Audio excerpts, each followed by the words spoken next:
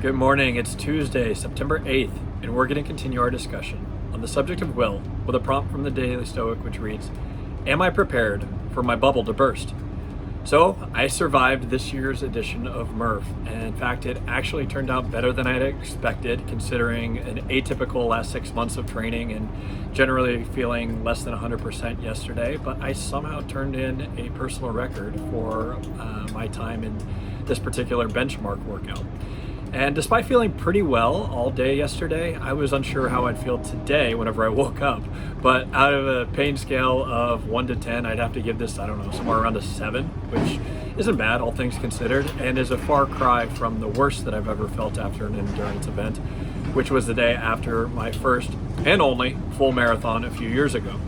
And thinking back to the pain that I felt that day ties in nicely with today's prompt and what I went through that final month of preparation for that particular event.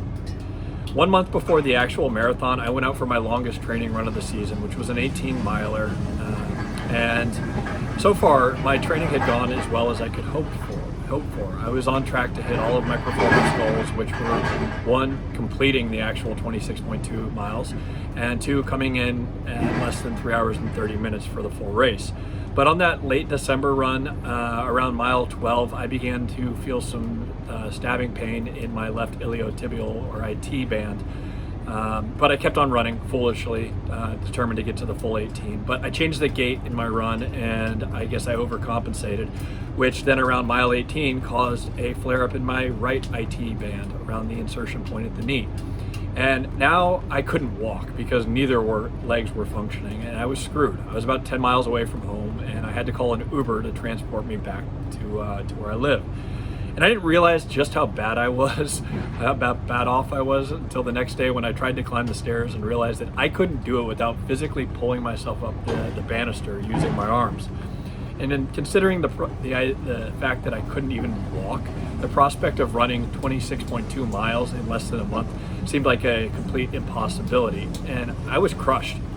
And back in 2016, I hadn't learned to fully embrace the concept of amor fati, or a love of fate, quite so immediately as I've learned now. So I took it really hard. Nevertheless, I went to go see a physical therapist, and his assessment was that while it was a long shot, if I did everything that he prescribed, then there was a reasonable possibility that he could get me ready for race day. And the recovery process was arduous and painful, as anybody who's gone through physical therapy can attest. And I remember those nights where I was laying on the floor covered in sweat, just trying to get through my rehabilitation exercises. And so a week before the race, he told me to go out and take a trial run, 10-miler at a very slow pace, and that would give us a good indication of what to expect on actual race day. And thankfully, I made it through that trial, but 10 miles isn't 26. It's not even close. It's just a fraction of what you're asked to complete mentally and physically in a full marathon. And so I remember waking up on race day and still unsure whether I would be able to run, but I headed over to the event center, and I got ready to go and prepared myself mentally for any possible outcome.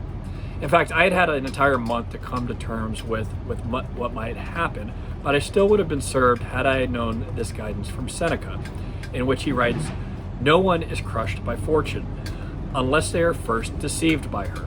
Those who aren't pompous in good times don't have their bubbles burst with change." So the race started, and I took my first tentative steps, and my IT bands began to flare up around the first kilometer. But I pressed on, and I got into a nice groove, and I was able to continue on at a nice pace. And 3 hours and 23 minutes later, I somehow crossed the finish line. And I had achieved both of my pre-injury performance goals. And it was a truly amazing feeling. But had it not gone that way, had I been forced to stop short, I would have been okay. I mean, disappointed to be sure, but by no means crushed by fortune. And that's what we always have to remember. Events will inevitably events will inevitably happen beyond our control. What matters most is the one thing that we do control, which is our response, both in times of adversity as well as prosperity. And as another response that I've chosen, I've never signed up for another full marathon again. I think sometimes it's best just not to tempt fortune. Hope you have a great day. Talk to you soon. Bye.